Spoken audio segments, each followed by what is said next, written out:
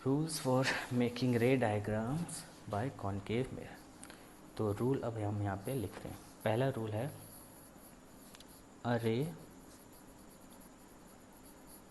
Parallel to the principal axis will pass through the principal focus after reflection. इसे draw करके दिखाते हैं, फिर समझ आएगा आपको। यह है आपका कॉनकेव मिरर, ये सेंटर ऑफ कर्वेचर, ये पोल और ये फोकस। ध्यान रखना फोकस पोल और सेंटर ऑफ कर्वेचर का बीचों बीच। तो रूल ये है कि एक रे जो प्रिंसिपल एक्सिस के पैरेलल हो, प्रिंसिपल एक्सिस के पैरेलल लिया हो, एक यह इंसिडेंट है, ठीक है। ये पास करेगी प्रिंसिपल फोकस से आफ्टर रिफ्लेक्शन। तो बताओ, रिफ्लेक्शन के बाद ये टकराया, रिफ्लेक्शन के बाद जो पैरेलल होती है प्रिंसिपल एक्सिस के जो इंसिडेंट रे, वो किससे पास करेगी? फोकस से। तो आपने यहाँ पे इसे फोकस से पास करवाना है। ये है आपका।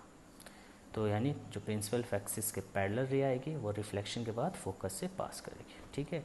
और इसमें भी लॉज ऑफ रिफ्लेक्शन जो हमने पढ़े थे, 2 लॉज, वो अप्लाई होते हैं कि incident ray, reflected ray and normal all lie at the in the same plane.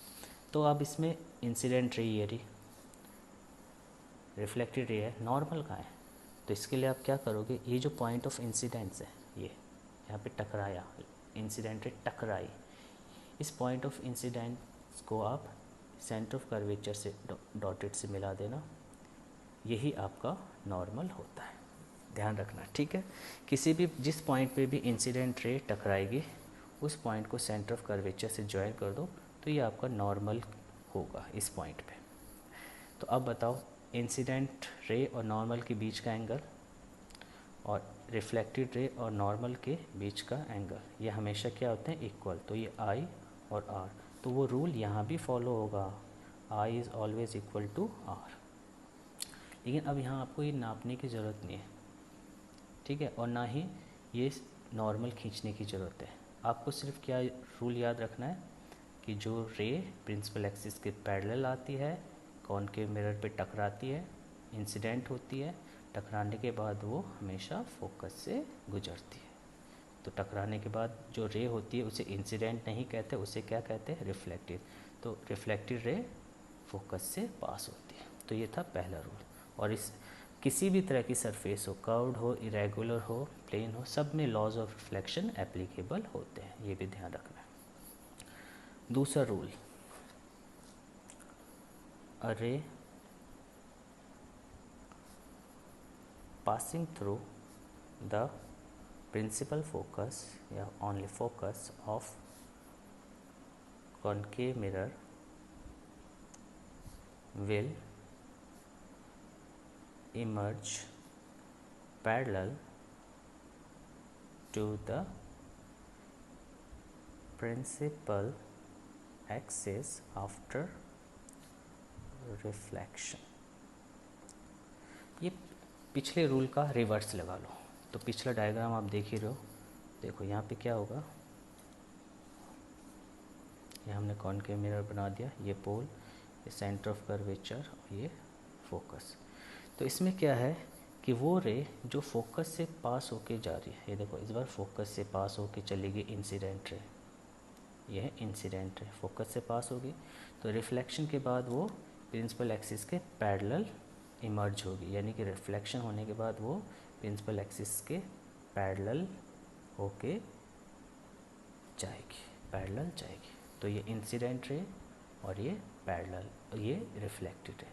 तो देखो बिल्कुल उल्टा नहीं है, इंसिडेंट अगर प्रिंसिपल एक्सिस के पैरेलल है तो रिफ्लेक्टेड फोकस से जाएगी, अगर इंसिडेंट रे फोकस से आ रही है तो वो रिफ्लेक्ट होने के बाद प्रिंसिपल एक्सिस के पैरेलल जाएगी। इसको ऐसे कर सकते हैं, पैरेलल है तो फोकस से, फोकस से आ रही है तो पैरेलल हो जाएगी। किसके पैरेलल, वो तो आप समझ ही जाओगे, प्रिंसिपल एक्सिस के।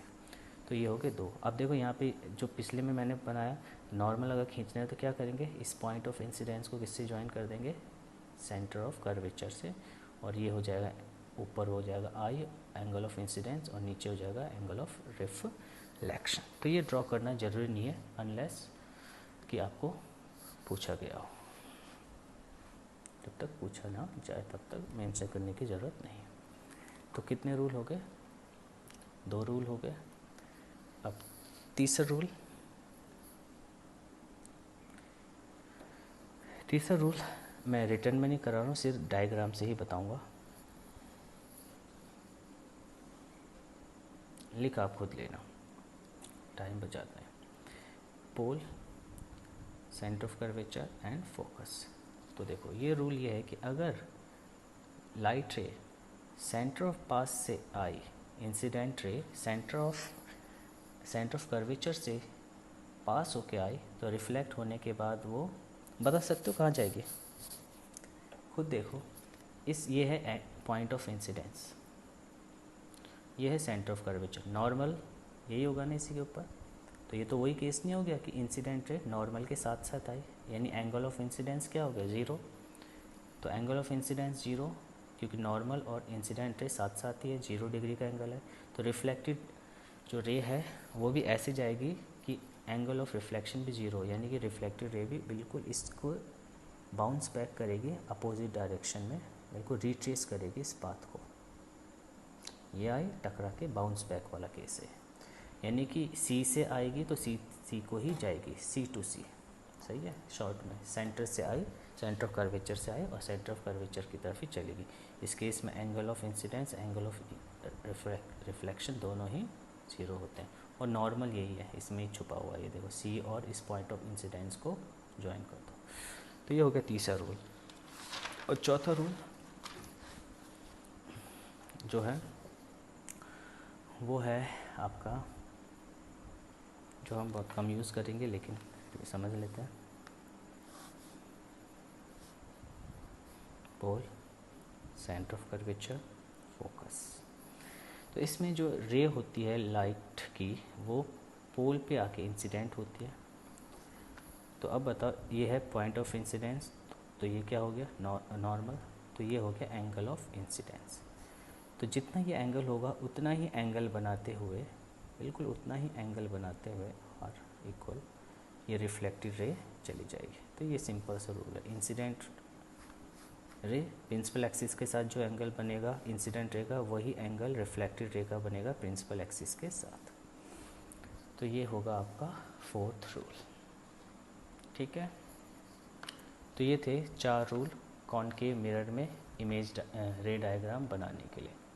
तो अगले क्लास में हम इसके रे डायग्राम बनाएंगे और उसके बाद फिर कॉन्वेक्स मिरर के भी रूल और रे डायग्राम बनाएंगे। ठीक है, इसको लिख के इसे ड्रॉ करके प्रैक्टिस करनी है आप सबको, तभी समझ आएगा।